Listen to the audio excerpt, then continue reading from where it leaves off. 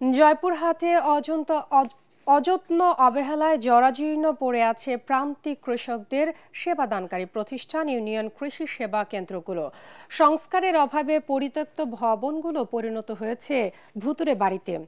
অনেক কেন্দ্রে চলে মাদক সেবনকারীদের আড্ডা। এতে কৃষি সেবা থেকে বঞ্চিত হচ্ছেন কৃষকরা। অন্যদিকে নষ্ট হচ্ছে সরকারের কোটি টাকার সম্পদ। জয়পুরহাট প্রতিনিধি রফিকুল ইসলাম রফিকের পাঠানো তথ্য ও ছবিতে আরো জানাচ্ছেন নিয়াজ্জামান সজীব। ৮০ দশকে প্রান্তিক কৃষকদের কৃষি সেবা দিতে জয়পুরহাটের ৩২টি ইউনিয়নে নির্মাণ করা হয় ইউনিয়ন কৃষি সম্প্রসারণ কেন্দ্র এবং কৃষি তথ্য সেবা ও পরামর্শ প্রদান কেন্দ্র। কেন্দ্রগুলোতে প্রথম দিকে স্থানীয় কৃষকরা বীজ, সার ও কৃষি পণ্য সংরক্ষণ করা সহ কৃষি বিভাগের কাছ থেকে কৃষি পণ্য উৎপাদনে নানা পরামর্শ পেতেন। কিন্তু কালের বিবর্তনে ভবনগুলো সংস্কারের অভাবে এখন পরিত্যক্ত। এই অফিসটা ময়লার ভাগার হয়ে আছে।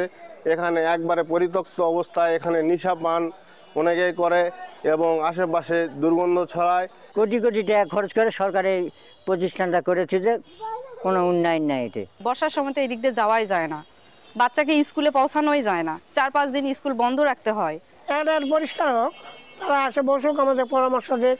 তো আমরা এটার খুব ভালোভাবে সংস্কার চাই এবং অফিসাররা এখানে আসে বসুক, আমরা এটা দেখতে চাই। বরাদ্দ পেলে কেন্দ্রগুলো সংস্কার করার কথা জানিয়েছে জেলা কৃষি বিভাগ।